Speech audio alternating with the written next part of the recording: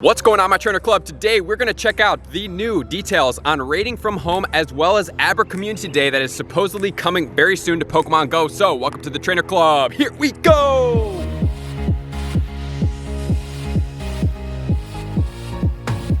Welcome back, everybody. Let me know in the comments below, how hyped are you for raiding from home? Are you ready for it? Did you miss out from the Abra Community Day, and are you ready to get back after it? Because today we are going to cover all of the information that I just mentioned, because today we are going to check out the raiding from home pass, the details behind it, the restrictions, what it's going to entail, as well as the Abra Community Day, and then it looks like we're going to have a Marill Battle Day as well in Pokemon Go. So you guys are ready and prepped and know exactly what's coming to Pokemon Go, at least from what is sourced from the data miners. The Pokeminers, super appreciate all of you guys. If you guys do not follow them on Twitter, you may want to check the Pokeminers out. So today we're going to get into all that information. We're going to go over all the leaks. Hopefully this video will be before they actually release information, so you guys can have a little bit of a prenup towards what is coming, because I don't know exactly when this information is going to be coming to you guys. So hopefully we can get some information to you first, and then when all the things are official, we can then check it out then. So let's get into the information starting right now. So the first thing we are going to cover is going to be the remote raid pass. So let's check out this information right now. So as far as the remote raid pass, it looks like the way they will introduce the remote raids is via a special pass separate from the regular battle pass. So obviously the battle pass is something that we have already purchased, but it looks like the remote raids is going to have a new type of thing that you can purchase from the shop. So we have the new raid remotely, that is going to be a feature in the game. Remote raid pass, that is going to be able to be purchased using a remote raid pass. A remote raid pass can be used to join a raid battle remotely, and then use a remote pass to join the raid battle. So that coding is basically going to set us up to be able to get the raid pass and then be able to get into the raid using the raid pass. So it's definitely a little bit interesting that they are seemingly to choose to have a new type of pass. Granted, it does make sense maybe for the game code purposes, but then also for those of us that have stocked up on some raid passes, including myself, it would be nice not to have to go and buy more passes to remote raid with. It would be really great if it was one thing, but as of right now, it doesn't look like it's going to be that case. So next, we're going to look at some of the restrictions behind what is going to deal with the remote raiding, because there have placed some restrictions as far as limitations going towards when you do the remote raiding. So let's check those out right now. Some of the restrictions are going to include, at the current distance from the gym, you need a remote raid pass to join this raid. You can get a remote raid pass in the shop, which is what I talked about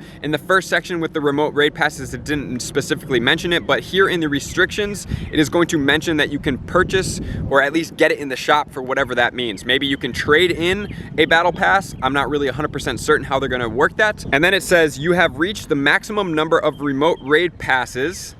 Please try again when you have fewer remote raid passes. So it looks like there's a cap on the amount of remote raid passes that you can have stored in your bag at any certain time. So it looks like you can't go gung-ho and just like raid remotely all day. It looks like you have to buy a certain amount. Maybe there's going to be a specific box that deals with all of this stuff that includes the remote raid passes, which I could definitely see them doing instead of buying them one for one. And then you have to use the remote raid passes before you stock up on more remote raid passes. Pokemon, which is very interesting to me, do less damage when battling in raids remotely. That means that there's probably going to have to be some people at the raid that are going to be able to have to do more damage, because you can do more damage than you can when you're remote raiding. And then it says another limitation we have right here, which is a restriction. This lobby has reached the max number of remote players. So we don't know exactly what the maximum number of remote players is going to be. However, it does seem like there is going to be a limit of the amount of remote players that are going to be able to go to that gym. Hopefully, the amount of remote players that are going to be going to the gym will be enough to be able to take down a boss if there's not players currently there. We don't know exactly, like I said. However, think about this. Like, imagine if we could remote raid, but there's only going to be like 4 or 5 people and we're not strong enough to take down the raid boss, which would be quite unfortunate. Granted, some of the lower tier raids, you definitely could take them down, but the higher tier raids could potentially, depending on how much they're going to nerf, how much damage output you're going to have, could pose a little bit of a problem for the remote raiding restrictions. And then on to one of my favorite parts, which is going to be raiding remotely with friends. So now let's check out the code behind what raiding with friends is going to look like, and then I'll give you some of my ideas as far as that goes. So let's check it out right now. Raid with friends text and coding behind the scenes looks like a friend will be able to invite you to a raid and call out, in quotations. They are interested in doing a raid and you can join them remotely. So the thing that I don't understand here and that we don't know fully is this friend that's going to be calling out going to be at a specific raid, or will there be an availability to maybe look at the Pokemon you have in gyms or the remote area around your area, similar to like how when we have the rocket radar, we can kind of check out to see where the rocket bosses are going to be. I don't know exactly sure. That's just some of my hypotheses to see what exactly is going to be here. So it looks like your friends, we have invitations, we have leave, meaning we can obviously decline the invitation or maybe just leave from the party. Tap view to go to the raid lobby, which is going to see how many people are in the raid. Continue to lobby, which would probably be where you distribute your remote raid pass that we're gonna have to be purchasing, I believe.